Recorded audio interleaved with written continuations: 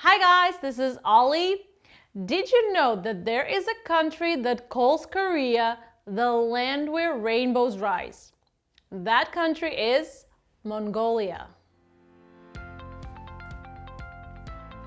In Mongolian, Korea is called Solongos. Doesn't that already make the way they see Korea feel warm and friendly? And these days, if you visit Mongolia, there are a lot of moments where you might think, wait, am I in Korea? Walk through downtown Ulaanbaatar and you will see convenience stores like CU and GS25 everywhere. It's also common to see people eating Korean instant noodles. K-pop is hugely popular and a lot of Mongolians are learning Korean too. But what's really interesting is that this sense of closeness didn't just appear overnight. Apparently, the connection goes back much further than most people think. Let's go back 700 years. During the Goryeo period, Korea and Mongolia were much closer than most people realize. The two countries influenced each other so much that trends spread between them almost like a craze, kind of like today's Korean wave. For example, the traditional Korean bridal headpiece called toktori and the red facial makeup dots known as yeonjigonji are often believed to have been influenced by Mongolian culture. Even solongtang, a Korean oxbone soup, and the small horses native to Jeju Island called jorangmal are considered parts of the Mongolian-style culture that came to Korea long ago. And it went both ways. In the Mongolian royal court, clothing and cultural trends from Goryeo became incredibly popular. This trend was known as Goryeoyang, which literally means the Goryeo style. Even soju, often called Korea's signature liquor, and the blue birthmark many Korean babies are born with, are seen as the shared traces of Mongolian heritage and culture. But the real influence of Mongolia is in another area: diplomacy. Especially when it comes to issues on the Korean Peninsula, Mongolia has played a surprisingly important role. Even during times when relations between North and South Korea were completely frozen, Mongolia quietly provided a space for dialogue. That country was Mongolia. So why Mongolia of all places? The diplomatic strategy in Mongolia is very simple: to stay on friendly terms with every country.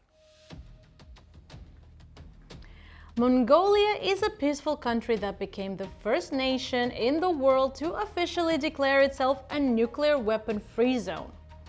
It has also maintained long-standing diplomatic relations with both South and North Korea. In many ways, it is considered a neutral ground, almost like the Switzerland of Northeast Asia. And the neutrality really matters a lot. When it comes to issues on the Korean Peninsula, it's hard to keep dialogue going if a country is seen as taking one side. But Mongolia has good relations with both Koreas, which makes it a much less politically sensitive place for talks. That's why officials and representatives from countries like the United States, China, Russia, Japan, and even both North and South Korea have met in Ulaanbaatar before. In fact, Mongolia hosts its own diplomatic forum that is called Ulaanbaatar Dialogue. It's an international platform where countries discuss security issues in Northeast Asia. Whenever tensions on the Korean Peninsula rise and official dialogue comes to a halt, Mongolia has continued to provide a valuable space through the Ulaanbaatar Dialogue, where North and South Korea can still meet, even unofficially.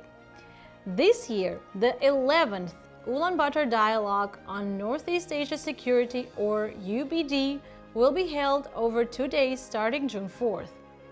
And the more tensions rise on the Korean Peninsula, the more important spaces like this become. Just getting people in the same room, reading the atmosphere, and finding even the smallest point of connection through informal talks sometimes that's where major change begins. That's why Mongolia has become a much more important player in peace efforts on the Korean Peninsula than many people realize.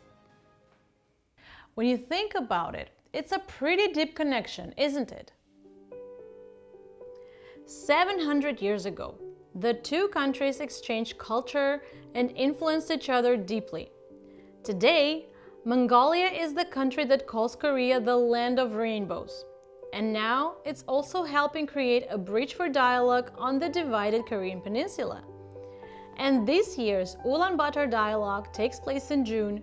Many are hoping it will lead to meaningful conversations for peace on the Korean Peninsula. Okay guys, that's it for today's video. Please don't forget to subscribe, like our videos, and of course leave your comments. It helps us a lot. I'll be bringing more interesting topics in our future videos. Until then, 안녕!